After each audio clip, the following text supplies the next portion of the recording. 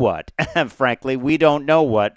But we know that they are going to be internal combustion engines. We know that they're going to be hybrids. We know that they're going to be electric vehicles. Will they be vehicles we've heard of before, like the EV3?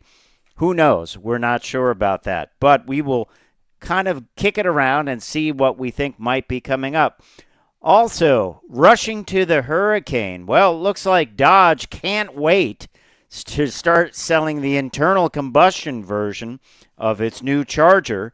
And that is what's going to be called the six-pack, not like the old six-pack where it had six barrels of carburetor.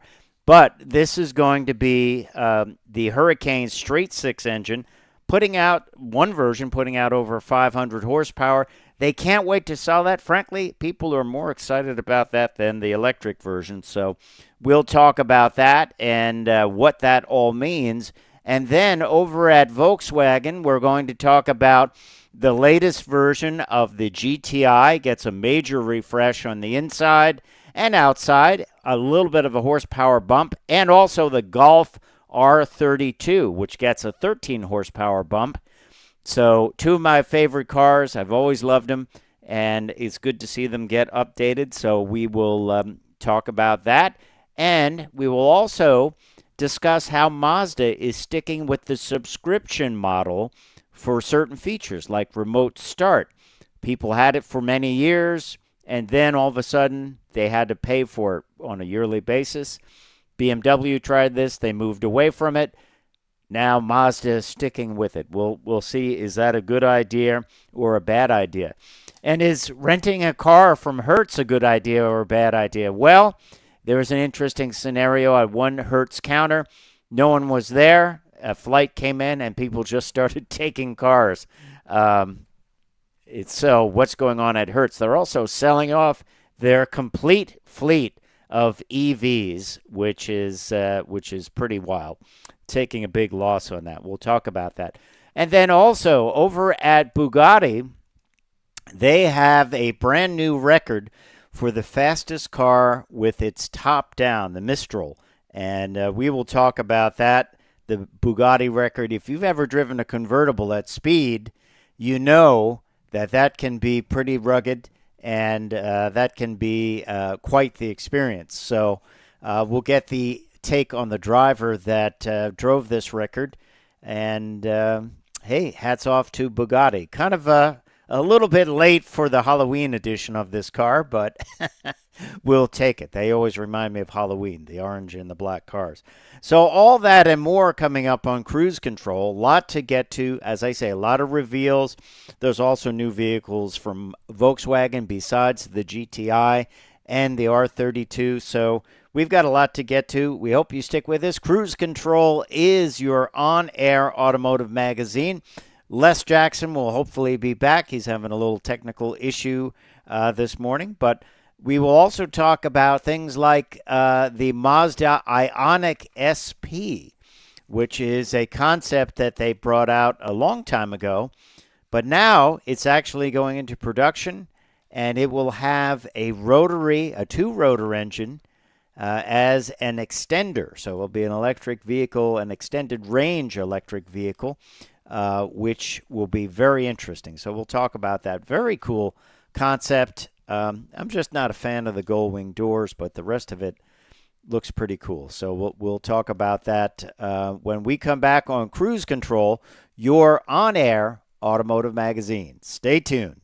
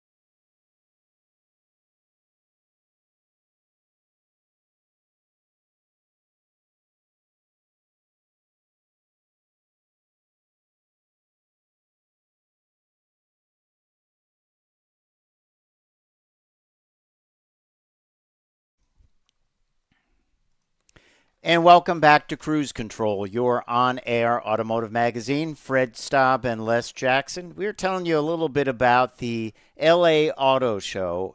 Kia America is going to unveil 5 new vehicles. We don't know what they are. We do know it will take place November 21st at 9:45 a.m. Pacific time. But we have some ideas. There's one idea that there'll be an EV9 GT. They're large 3-row EV SUV, and maybe that will be one of the vehicles announced. There's some talk of an EV4. We know the EV3 is coming to the U.S. and it's been shown around the world, so that might not be one that they talk about, but who knows? Maybe they will. The EV6, which is a little bit smaller than the EV9, so something as a midsize SUV. We know Hyundai is going to show its Ioniq 9, so that's not for Kia. So there could be a K4 hatchback. There are K4 smaller sedan hatchback. Maybe that is one of the internal combustion engine vehicles. The Sportage is getting a major update. That's one of the vehicles. So there you go. That could be a hybrid or a plug-in hybrid or an internal combustion vehicle. So a lot going on at Kia and a lot of reveals. They're basically, Kia and Hyundai are going to be the main attraction as far as new vehicles go at the LA Auto Show. But also, there's going to be a new Tiguan from Volkswagen, and we really have just a taillight teaser, I'll call it, because that's all that they've sent us. But the Tiguan will apparently have taillights, so we do know that much. But another teaser from the LA Auto Show, and probably more. So we're going to cover that all when it comes out. And kind of see if our predictions for Kia are correct. Kia is just on fire. I mean, Kia and Hyundai, when they said, other manufacturers said, well, we want to get more hybrids into the mix. We want to get some plug-ins into the mix, and it will take us a number of years to do that. Hyundai and Kia said we'll do it, and they did it basically in a year, and they're going to have all these new models. So what are you excited about when it comes to the LA Auto Show? Let us know, and we will check out those models, and we'll have more information on that next week. Meanwhile, over at Dodge, it's kind of a weird time over at Dodge. They've moved away from internal combustion and have been touting their electric charger coming up, and they also hinted at a internal combustion version of that called the Hurricane, which is a straight 6 and will have up to over 500 horsepower in one of its trims.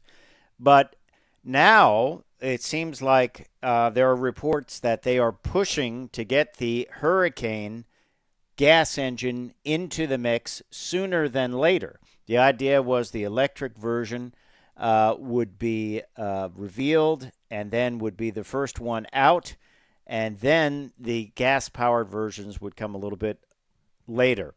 Well, the electric version has been delayed. The people are clamoring for a gas-powered charger, so it looks like the gas-powered charger may be the first one out of the box, and they can't wait to get the internal combustion version back in and ready for sale. So we will see how that all goes for Dodge, because Dodge, of course, was built on horsepower and gas horsepower and lots of Hemis, and to get the 6-cylinder engine back would be a good plus for them. It's going to have anywhere from 420 on horsepower up to 550. So those are some big numbers and pretty cool.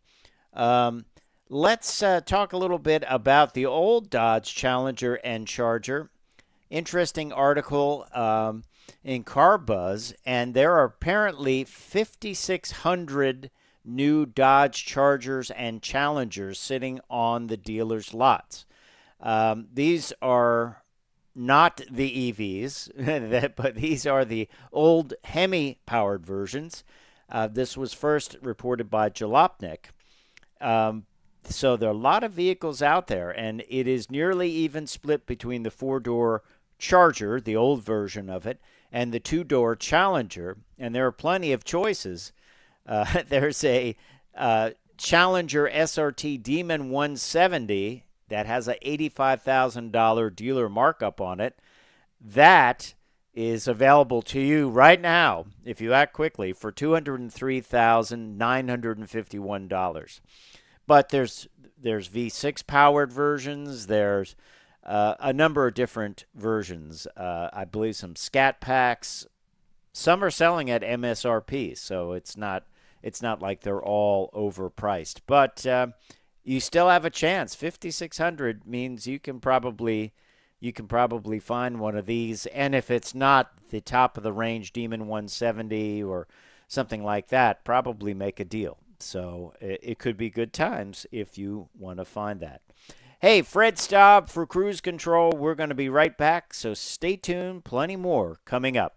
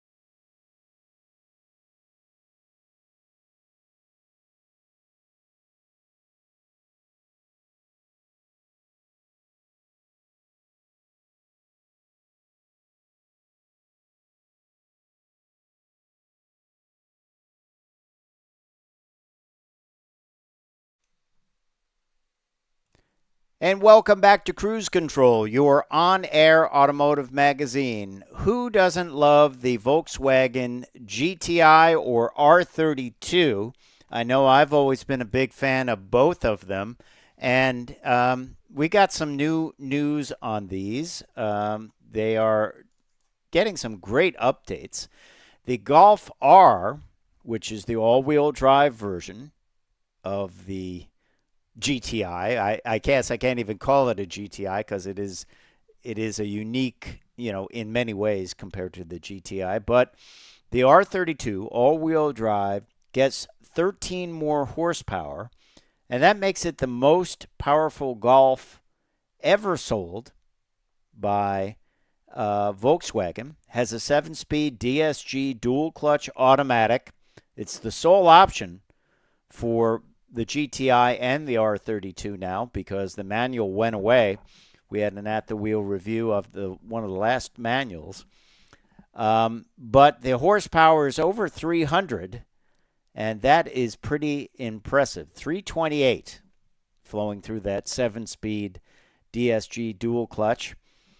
For the GTI, which is front-wheel drive, that gets a nice bump in horsepower to 241, powering a 2-liter turbocharged engine. Only the 7-speed DSG transmission. As I said, the manual went away last year for that. They all get a 12.9-inch touchscreen, which is nice, and that kind of dominates the dashboard, and that is a nice thing. So both the GTI and R32 will get that.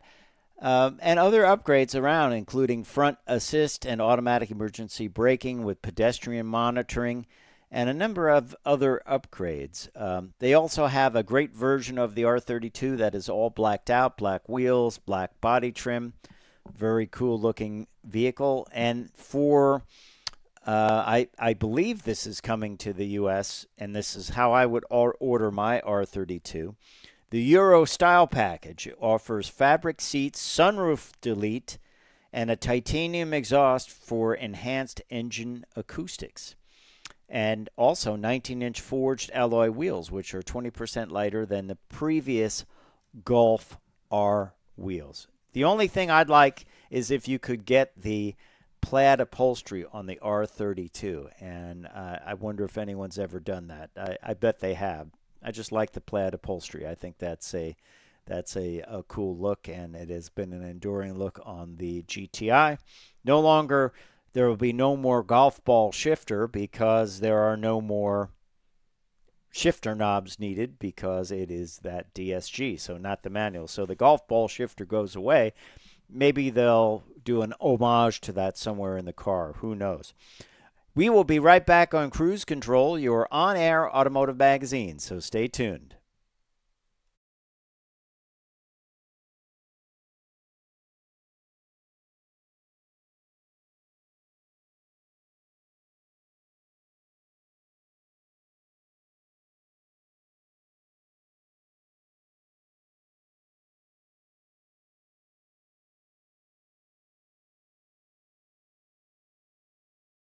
And welcome back to Cruise Control, your on-air automotive magazine. Let's talk Mazda. A couple of interesting stories. Over at Mazda, there are some upset customers because they previously had remote start on their vehicles. They got used to it. It's right on the fob. It's a button you push and it starts. And many of them had a 3-year trial, free trial, or included with the price trial, of its connected services. Now that time has come up and they got hit. The owners got hit with a $120 bill so they could keep having their remote start. And a lot of it, the subscription includes a number of things like scheduling appointments at your dealer and things like that.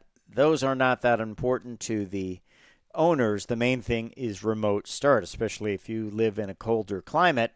Well, they're not too happy about it because they had this function and now it's gone away.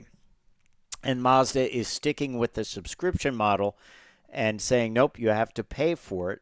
There was even someone that did an open source workaround that allowed owners, without paying for the connected services, to register their Mazda vehicle, to make online service appointments, locate nearby dealers, download the owner's manual and guides, and also do a remote engine start and stop. However, that person got into trouble since they were hit with a violation for doing this and doing an open source program to do this and getting around the $120 a year feature.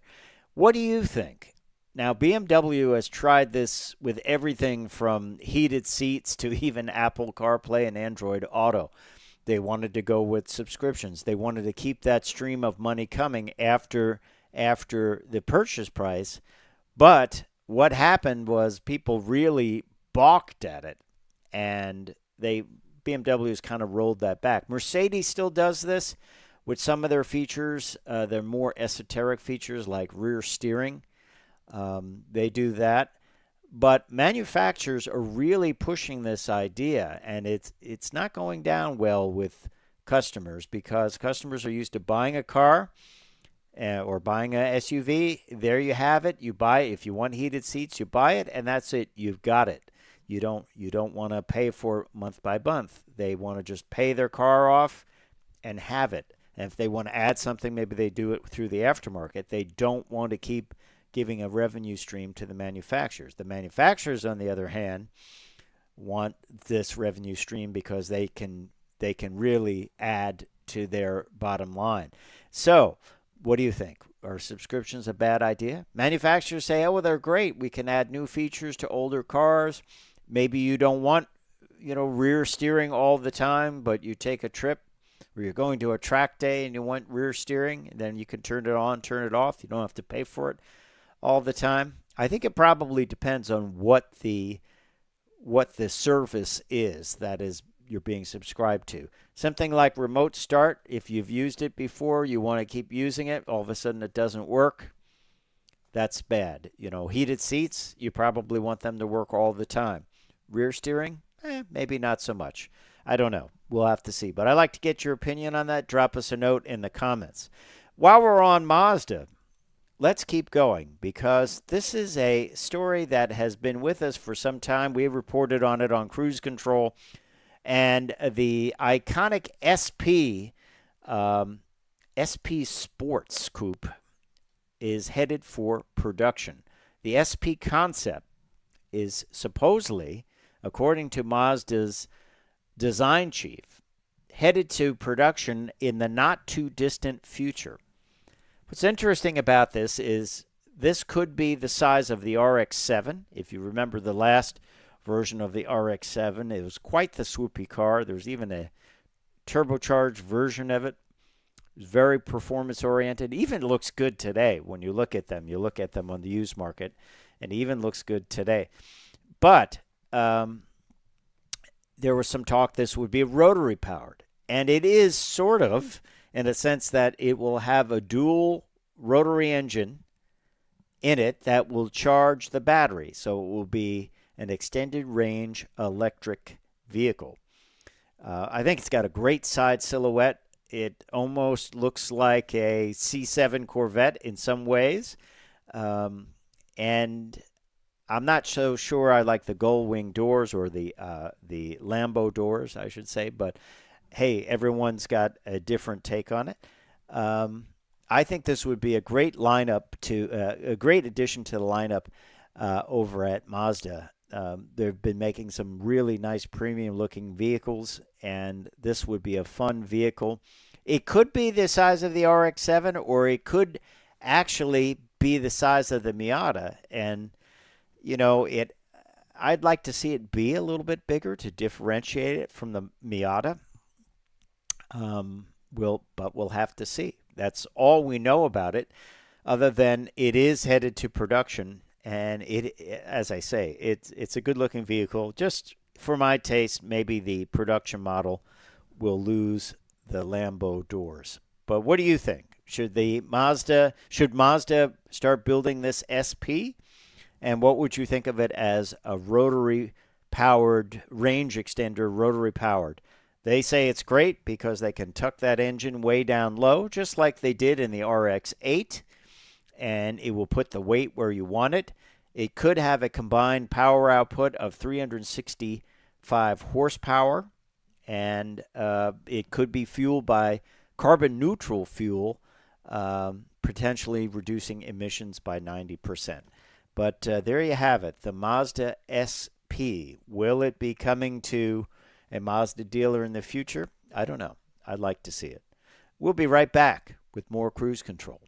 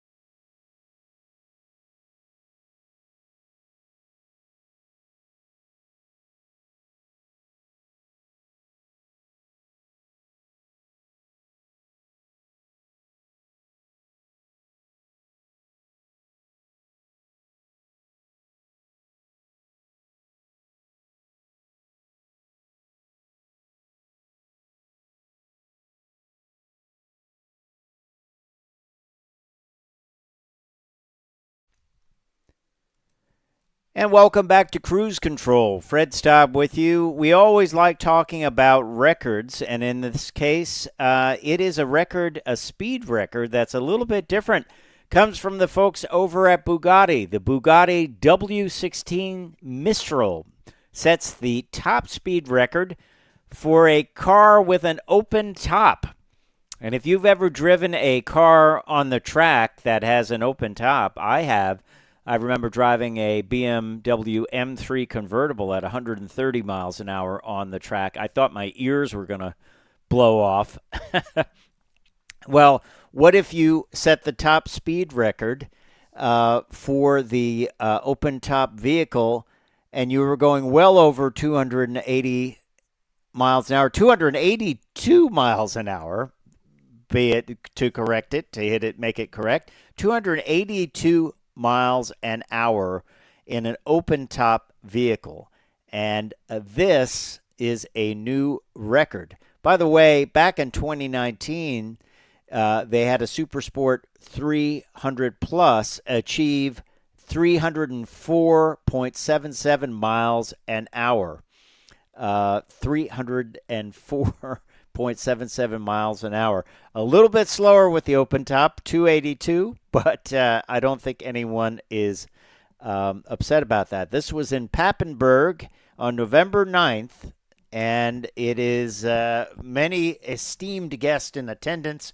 The CEO of Bugatti, Bugatti Rimac, my mate Rimac, or Mate Rimac, and the technicians were intensely focused on the vehicle.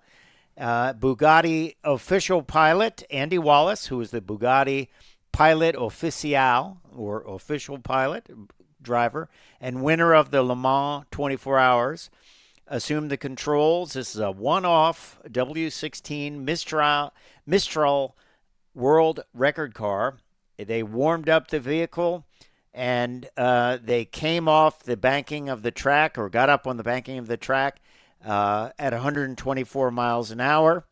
And they unleashed the full power as the straight opened up and coming off the banking. And that's when the record was broken, 282 miles an hour.